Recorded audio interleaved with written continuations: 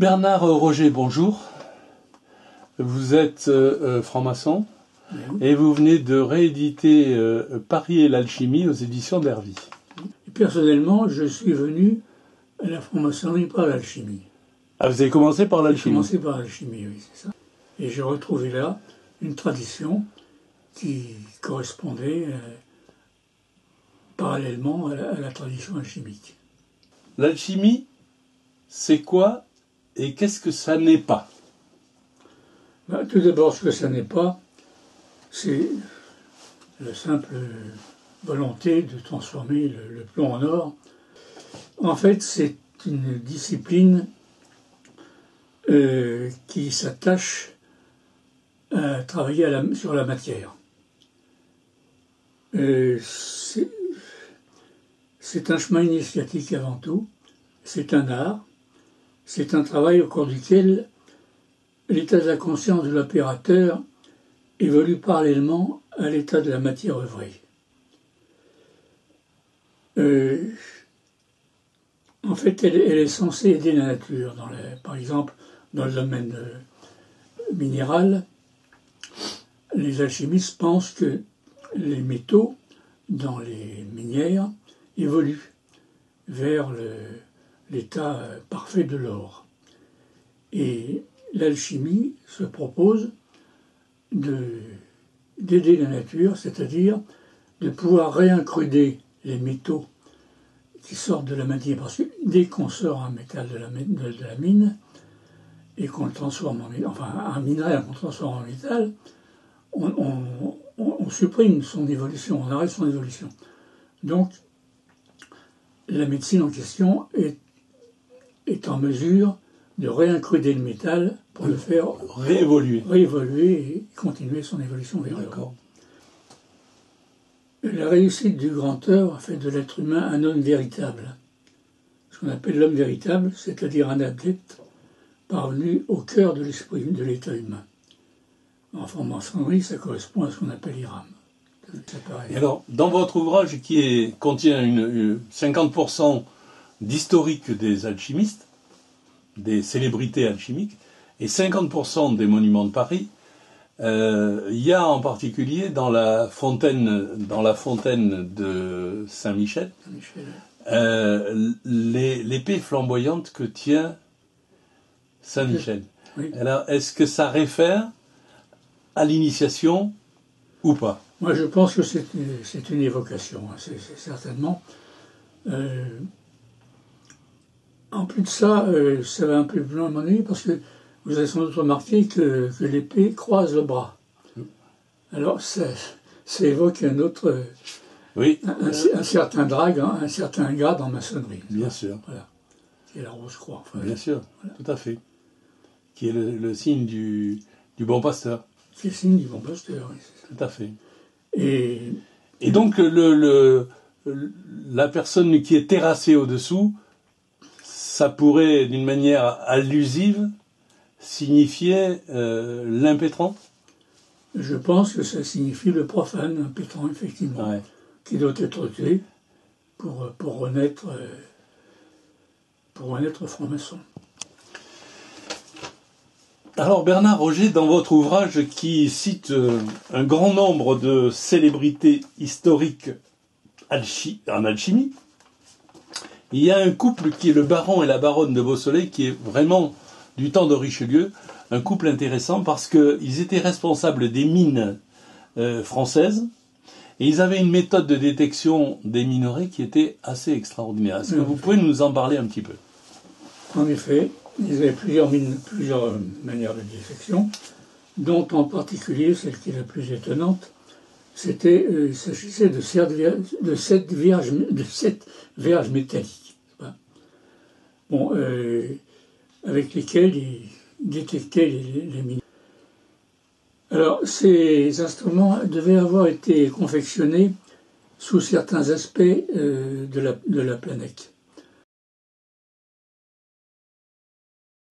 On pourrait considérer que, en réalité, ces cartes étaient reliées à sa carte du ciel pour lui donner les moments essentiels, les meilleurs moments pour détecter. Vraisemblablement, oui. Alors il y a un personnage assez mystérieux qui prétendait avoir utilisé l'élixir de longue vie. C'est le comte de Saint-Germain. Qu'est-ce qu'on sait de plus sur ce comte de Saint-Germain? En fait, il n'a jamais dit qu'il avait pratiqué l'alchimie, le comte de Saint-Germain. C'est très possible, c'est vraisemblable, mais enfin, il n'en a jamais parlé. Oui. Il a toujours été d'une discrétion parfaite. Il s'est présenté à la cour de Louis XV, un jour, auquel il a dû montrer, entre autres, certaines expériences sur l'énergie solaire. Et il est vraisemblable qu'il ait divulgué à Louis XV sa propre origine, que personne ne connaît. Enfin, on suppose très vraisemblablement qu'il devait être d'origine royale, du côté de la Transylvanie. Alors parlons un petit peu de Notre-Dame de Paris, parce que dans votre ouvrage, on trouve très intéressant cette relation qu'il y a entre les sculptures et entre les motifs du vitrail de la Grande Rosace ouest. Oui, effectivement. Alors, expliquez-nous un petit peu ce que vous avez découvert. Ce que j'ai découvert, c'est d'abord, Fulcanelli en parle longuement dans le mystère des cathédrales. Alors, il y a 24 bas-reliefs au portail central de Notre-Dame de Paris qui sont identifiés comme des représentations allégoriques de la psychomachie de Prudence. En fait, la psychanalyse, c'est la lutte intérieure de l'âme entre les vertus et les vices. Les bas-reliefs représentent effectivement, en bas, il y a un médaillon qui représente les vices, et en haut, il y a une bas-relief qui représente les vertus. Donc, c'est la lutte entre chaque. Et il se trouve que, comme toujours à l'époque, ces bas-reliefs étaient peints, et maintenant la peinture a disparu depuis très longtemps. Mais on retrouve les mêmes thèmes dans la partie haute de la rose ouest de Notre-Dame. Et évidemment, là, les couleurs sont reproduites. Oui, parce que c'est du verre qui n'a pas bougé. C'est du verre qui n'a pas bougé. Et bon, il y a eu des restaurations, mais elles sont bonnes, je crois. Viollet-le-Duc a assez bien travaillé. Là, oui, là, il a rien, il a rien changé. Alors, on parle souvent, Bernard Roger, de la langue des oiseaux en lien avec l'alchimie. Alors, c'est quoi la langue des oiseaux? Pourquoi cette langue des oiseaux? Et qu'est-ce qu'on peut en savoir de plus? La langue des oiseaux, c'est quelque chose de très important dans l'étude de l'alchimie.